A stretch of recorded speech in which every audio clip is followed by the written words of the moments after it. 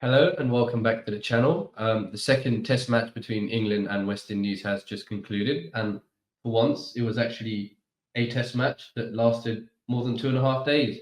West Indies, thankfully, they played a bit better because I know the first test was all great with Jimmy and whatnot, but it wasn't great viewing, was it?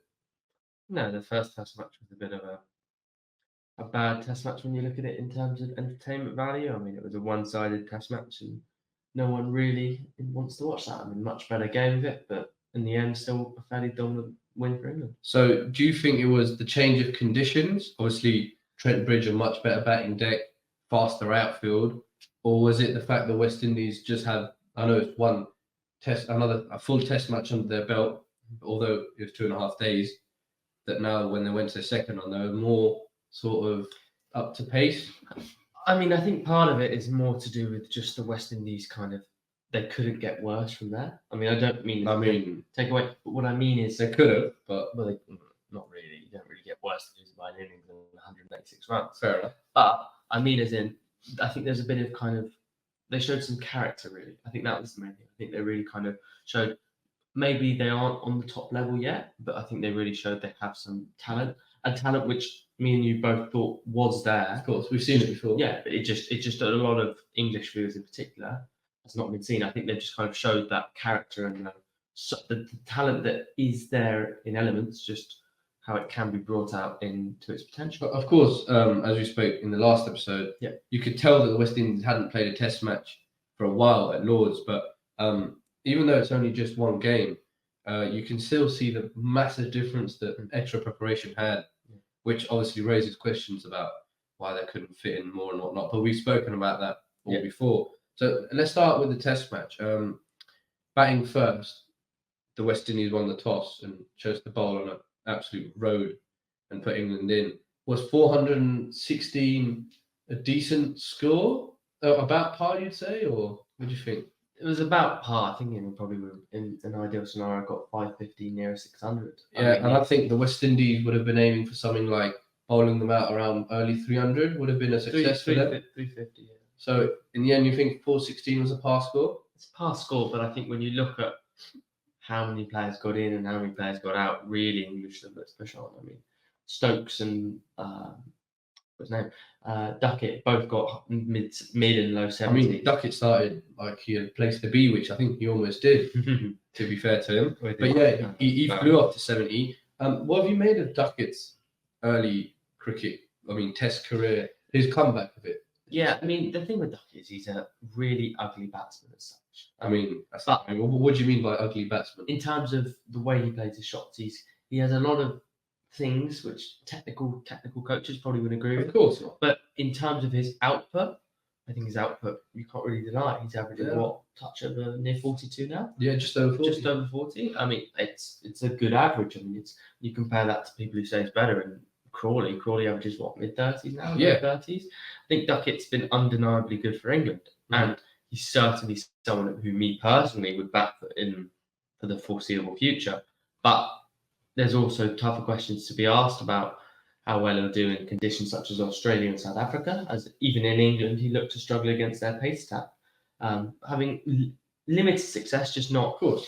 But the one thing I would say about Duckett, for me, is every single series, he'll get a lot of 70s and 80s, which I think as a player, he could very much grow. If he could turn some of those into 120s, 150s, he'd be a much more bigger output for him. On that point, I feel like obviously you want your players to go and make 150s, 200 big scores. Yeah. But I feel like the opening pair, Crawley and Duckett, they score 70 every third innings. You take that, right? Because of course you do, because that's the fast start that this whole regime wants. Bang, bang, bang, straight out the blocks, pressure on the opposition, so that when Root comes in, Stokes comes in, Harry Brook comes in, they can show their class without.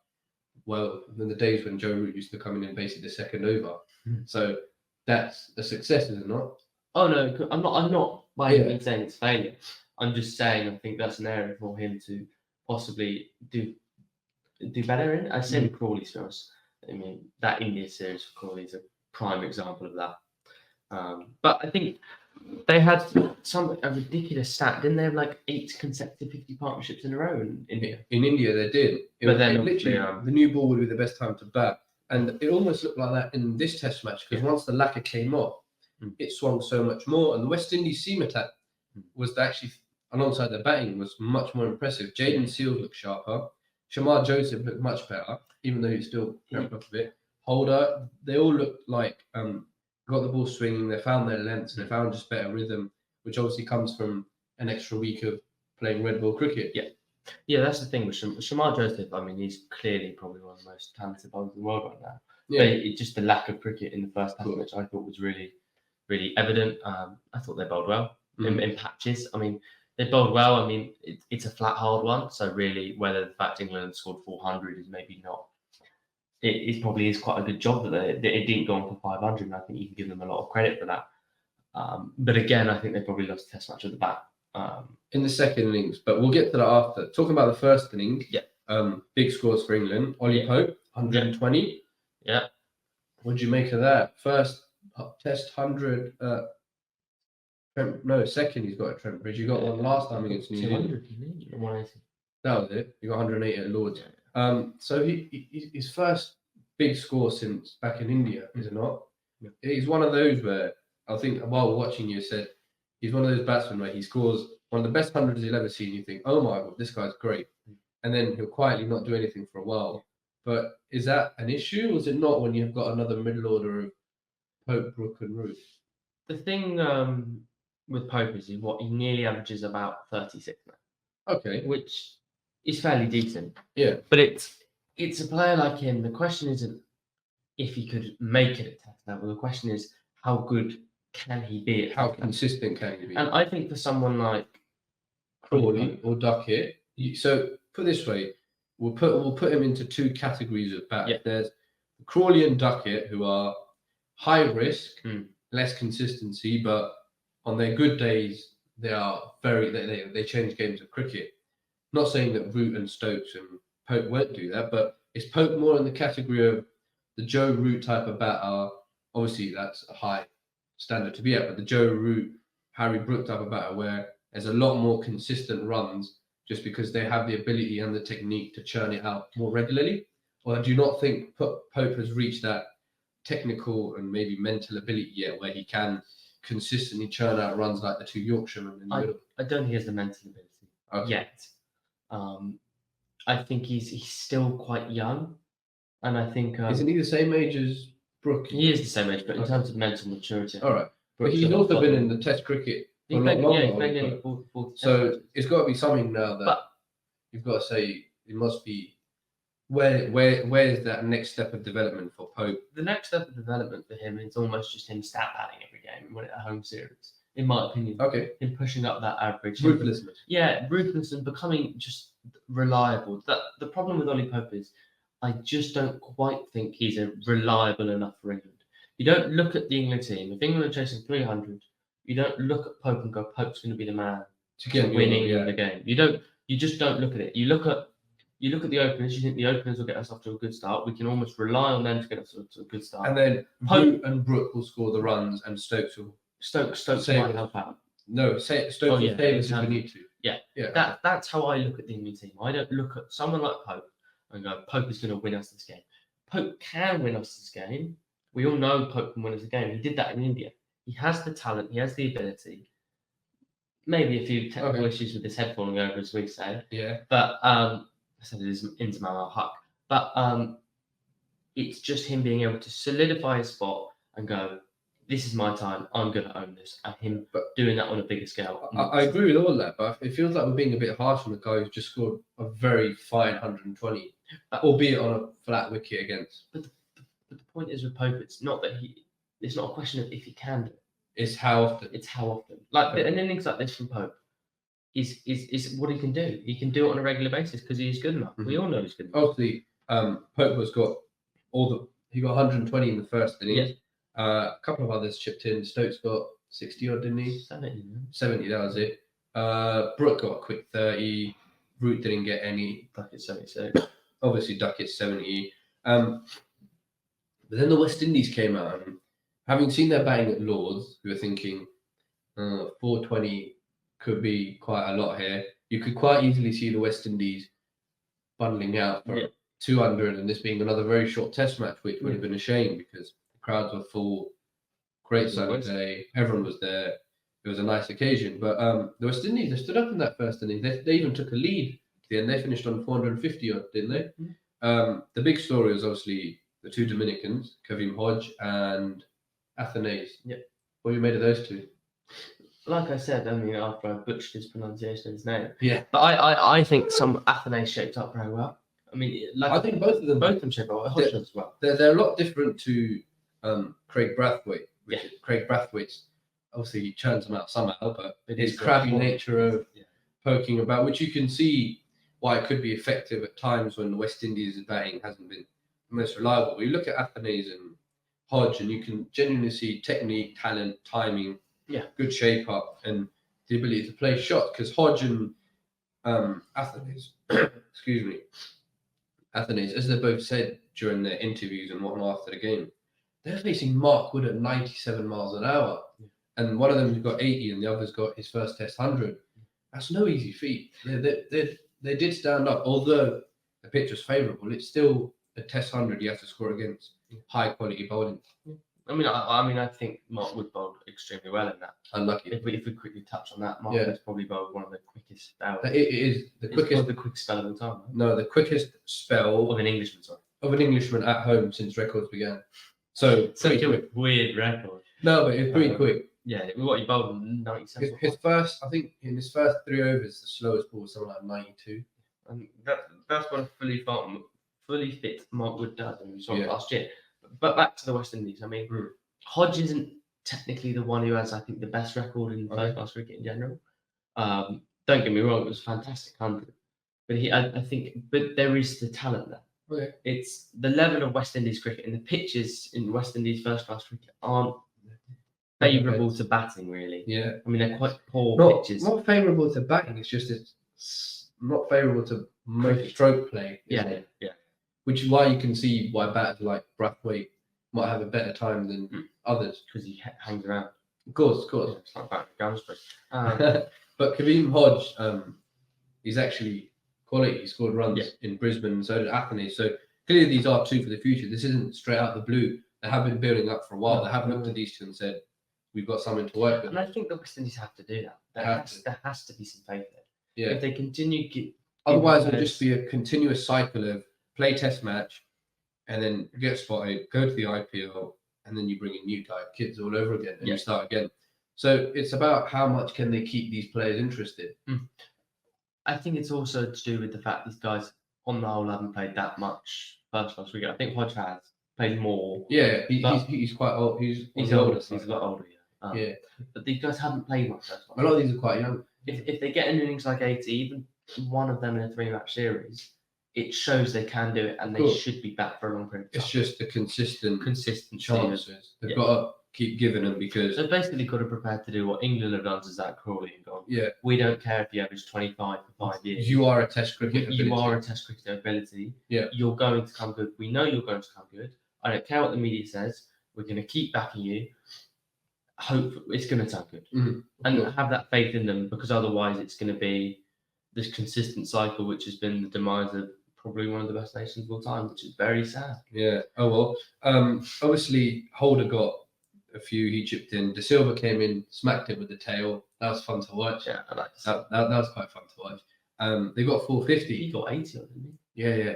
He got 450, and then England come back out, and it was weird because you're thinking, oh, there's a Test match here, which you wouldn't think would have been a situation after the first Test. And you're thinking if England come out and lose a couple of quick baseball wickets, West Indies are properly in here. Although you'd still back England, you're like, there's a game of it. But I think that was quickly squashed when, Duckett, Pope, he got another quick 40, and then obviously the two Yorkshiremen, the lads, they're talking about big scores, big runs, churn them out. Brook and Root, how good are they really? How good can they be? Firstly, well, we know how good Joe Root can be. Yeah, but how far will Joe Root go on that? He's now past Shivnarine Chanderford in all time. I think he's 7th or 8th now. How close is he getting to 15,000 on Sachin? I don't think he'll get it. No, that's a long way. How many more years? How old is he? 33? I thought 32. Okay. I mean, there's possibilities. What, 11,000? So he needs 4,000 more runs. And England play how many tests a year? 13 10, 11, 12, yeah, 13? It depends on the year. Okay. But I And think how many more years do you think he's got left in him? At least till 37. I think A minimum of 4. depends if he's scoring runs. Like, I think that's often what you got to take. I into don't consideration. think that's an issue. But he may be as he gets to the age of 36, 37. If he's not scoring runs, he may want to just pack it in and call it a day. I don't think it'll come to a situation where England will push him out. Maybe, who knows? We don't thought that with Anderson. I think it'll be personal choice. I think it will. It'll be similar to Cook. Yeah, it'll be like Cook, where England will never really get rid of Joe Root. He's just too good. Yeah. If he decides that this is enough, he might go. But if you give him another 4 years, 12 tests a year, 48 test matches, can you get 4,000 runs? No. Maybe. 48 test matches is a long time. There's a lot. It depends on a lot of things, really. I think he can. I think he's not getting any worse, put it that way. No, I think it was. There's maybe the question of the consistency of runs. I mean, India wasn't his best series. No. But, I mean, if we're saying a player can't but he's score another, still got a ton, didn't he? Yeah, he did towards the back end. Yeah, there you go. I think he's certainly be England's highest run scorer. Yeah, he'll definitely go. I think he'll go Cook. I think he'll be slightly behind Dravid. If that was my guess. Okay, but he's already England's best ever batsman. In the modern era, yeah. It's hard to compare him to the likes of Len Hutton. He's the best England batsman we've seen for a generation. Yeah, certainly. Yeah. Definitely. Certainly, yeah. The talent-wise, who knows? People say Peterson or whatnot, but in terms of just general batsmanship, in terms of output, long time, scoring the runs, and obviously he's insanely talented. Yeah. Joe is that good. Is Harry Brook the next person to be that guy? Harry Brook's a different batter to Joe Root. Of course he is, but is he the next? No one say the next Joe Root because he's going to bat like Harry Brook. Is he the next big England mid-order batter you look at and you say he's going to get all the runs? You see a longevity, long career ahead of him. And you can also see the consistency that could possibly come with it. Harry Brook's played 12 test matches for England. And he's averaging 62. And we said if we had Harry Brook in this India series, it may have made a big difference. Probably not. But we said it could have made a genuine difference. Yes. We don't know how much, obviously. My point is he's played so little test cricket, right? And we're already saying he is this integral to the England team. Yeah. If someone is that integral to the England team and he's that young in his career, that shows the levels of talent. Is that what people were saying about Joe Root back in 2014? I think so. I was about 7, so I'm not quite sure. No, but my point is, at that age, people were talking Joe Root like that, the same way we're talking about Harry Brook. Yeah, I mean, because it's clearly obvious. He's not the Duckett or Hope or Crawley, which is what nothing, big score. This is the proper Yorkshire school of batting, which is runs every week, just purely output based, talent, ability. Do you know what I'm saying? You can see the similarities I'm trying to get to. I do get your point. I think he's up there. There is the talent, there is the potential for him to be certainly the best in the world. Whether he can do it for a period that Joe Root has and score 10,000, 15. Obviously, 15. That also depends. It's just hard to say. Also depends on the nature of the game. Yeah. How much Harry Brook want to play Test cricket? Because realistically, I think he's quite talented to not play T20 and take a bag somewhere else. That's something Joe's not. He's never really dipped into that in his career, has he? He's tried to.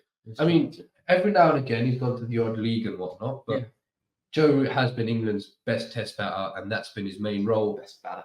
Best. He's been England's best international batter, apart from T20 cricket lately. But he's been England's best ODI and Test batter for the past generation, and that's been his main role. Yeah. What I'm trying to get to is, obviously, Brook is that level of talent, and he can be and probably will be England's best Test batter. But going forward, do you think that will be his main job, or will there be IPL, PSL, whatnot, where he becomes a bit of here and there, and he kind of loses away from that. Test cricket. I still think he will play Test cricket. Of course, he'll play as many Test matches as he can, but will he put it to the same level of priority that Joe Root has been doing for the past 15 years? I think he'll have the same level of priority as someone like that, Stokes. Okay. Stokes has played he plays in the majority of major tournaments and also plays every single Test match. I think he will do that because if you look at the state of the central contracts, yeah, they've changed it. He has been given a bumper. He's got a bumper one. Yeah, he's quite happy to sign it, and I think he's quite focused on playing Test cricket for England. And of course, I think he will. This is England, isn't it? This is not West Indies, Pakistan, Sri Lanka, or even New Zealand.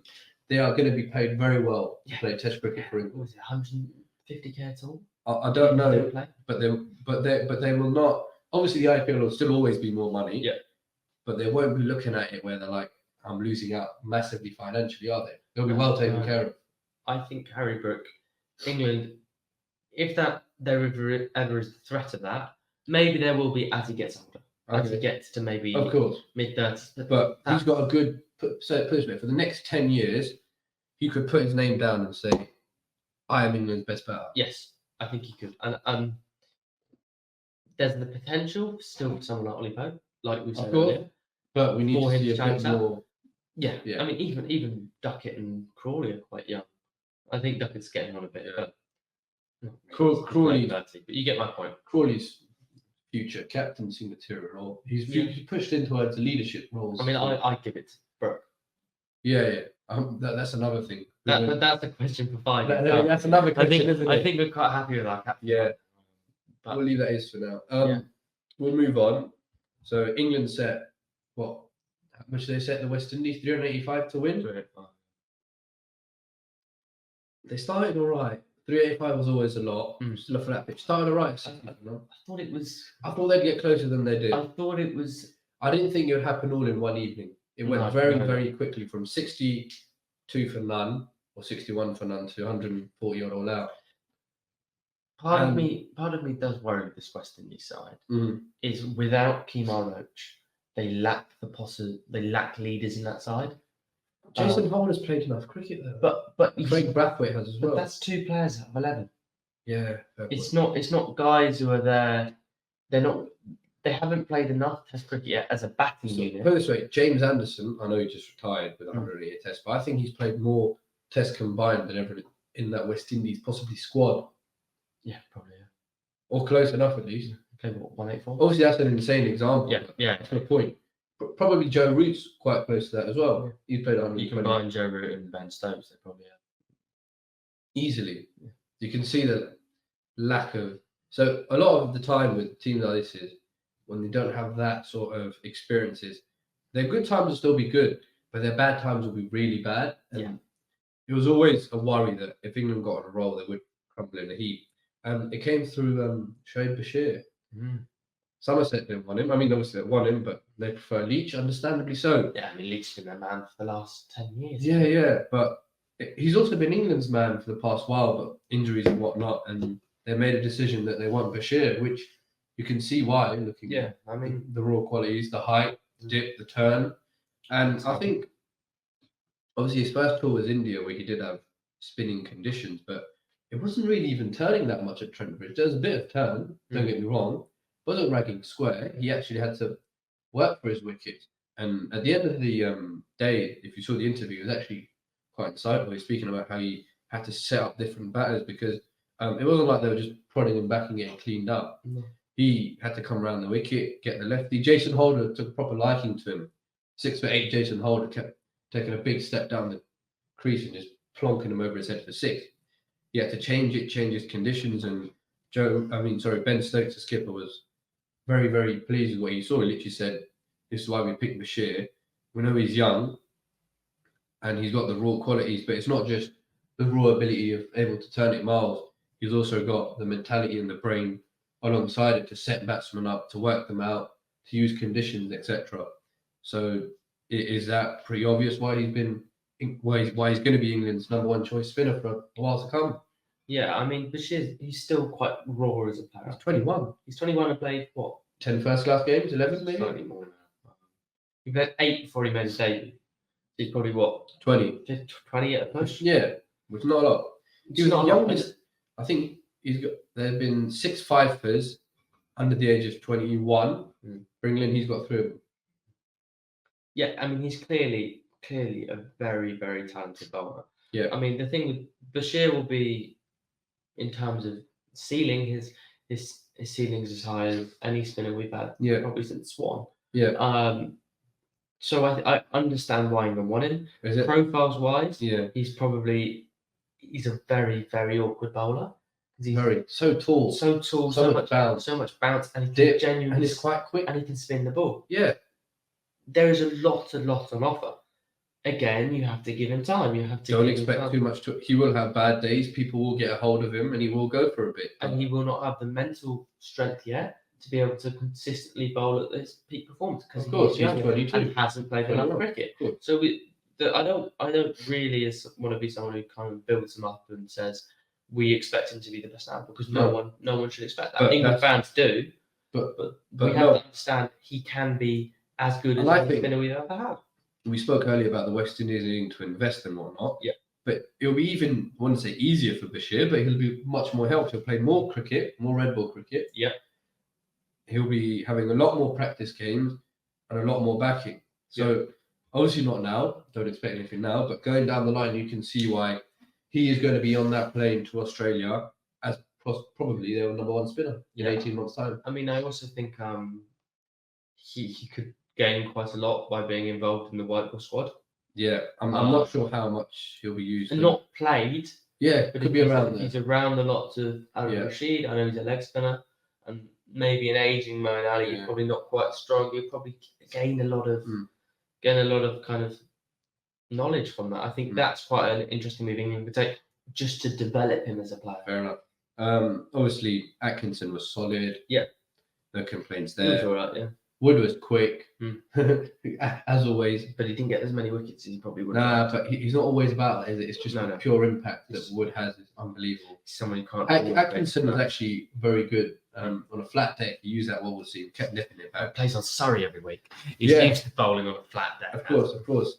Kept hitting the stump. He was brilliant. But obviously England have won the series. Yeah. You could say there's nothing to play going forward. But if the West Indies going to Edgbaston, if the West Indies can take one with them here, even though they've lost the series, that's a massive achievement. It's quite similar to the Australia series. Yeah. If they, as a young Test squad, can come to England 6 months, win a Test match in Australia and one in England. I think when they were the first team to win it in about how many years? So months. I'm not sure, but I do know that they've won only 3 Test matches in the 21st century in England.